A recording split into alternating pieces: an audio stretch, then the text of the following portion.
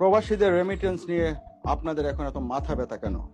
আমার টাকা আমি পাঠাবো, যেভাবে খুশি সেভাবে পাঠাবো, কারণ হুন্ডিতে টাকা পাঠাতে আপনারাই বাধ্য করেছেন। 5 থেকে 7 হাজার টাকার পাসপোর্ট বানাতে দেশে কেন 10 থেকে 15 হাজার টাকা খরচ হবে? বিদেশে যেতে একটি মেডিকেল সার্টিফিকেট বের করতে যে টাকা নেওয়া হয়, তার চেয়ে 3 গুণ বেশি টাকা নিয়ে সেই সার্টিফিকেট সংগ্রহ করতে হয়। কিন্তু কেন সরকারি চুক্তিতে বিদেশে লোক পাঠাতে রিক্রুটমেন্ট এজেন্সিকে দায়িত্ব দেওয়া হয়? এরা কারা? যারা একটি ভিসাতে 1, 1.5 থেকে 2 লক্ষ টাকা পর্যন্ত বেশি নেয়। এগুলি কি আপনাদের চোখে পড়ে না? বিদেশে যে সমস্ত রেমিটেন্স যোদ্ধারা মারা যান, তাদেরকে দেশে রাষ্ট্রীয় মর্যাদায় দাফন করা হোক। বছরের পর বছর বিদেশে থেকে যখন দেশে যায়, তখন তার লাগেজ নিয়ে টানাটানি শুরু হয়। একটি লাগেজ বের করতে 2 ঘন্টা, 3 ঘন্টা, 5 ঘন্টা, 6 ঘন্টা সময় লেগে যায়। কিন্তু কেন? তাদের জন্য সুব্যবস্থা নেই কেন? আপনি একজন সরকারি কর্মকর্তা কিংবা রাজনীতিবিদ, আপনার লাগেজ ঘরে চলে যায়, কিন্তু প্রবাসীরা খুইয়ে ফেলেন তাদের লাগেজ। তাদের লাগেজের নাম নিশানা পর্যন্ত থাকে না। এর জন্য দায়ী কারা? এর জন্য দায়ী আপনারা। প্রতিটি ঈদে যেমন সরকারি কর্মকর্তা কর্মচারীদের ঈদ বোনাস দেওয়া হয়, তেমনি ভাবে প্রতিটি ঈদে প্রত্যেক প্রবাসীর পরিবারের সদস্যদেরকে ঈদের বোনাস দেওয়া হোক। প্রবাসী ভাইয়েরা, এই দাবিগুলো নিয়ে আপনাদেরকে জাগতে হবে।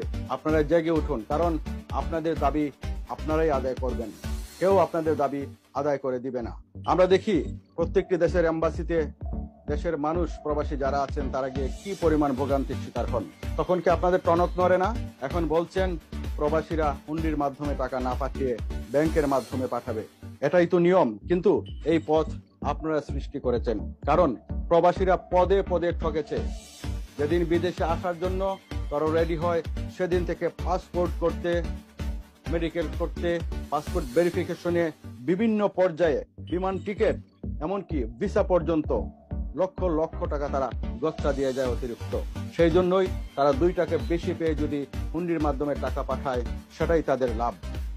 দেশের টাকা লুণ্ঠনকারী সরকারি উচ্চপদস্থ কর্মকর্তারা, এমপি, মন্ত্রী এবং রাজনীতিবিদরা যদি এয়ারপোর্টে ভিআইপি গেট পায়, তাহলে দেশের অর্থনীতির টাকা যারা সচল রাখছে, রেমিটেন্স যোদ্ধা যারা প্রবাসী ভাইদের কেন এয়ারপোর্টে ভিআইপি গেট দেওয়া হবে না? জবাব চাই আপনাদের কাছে, জবাব আপনাদেরকে দিতেই হবে।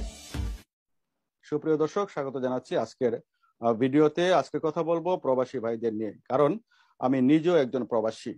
এখন প্রবাসীদের খুব মনে পড়ছে সরকারের। প্রথমেই প্রশ্ন, স্বাধীনতার এত বছর পেরিয়ে গেল, কিন্তু কোন সরকারই প্রবাসীদের জন্য কিছুই করেনি। কি করেছে প্রবাসীদের জন্য সরকার?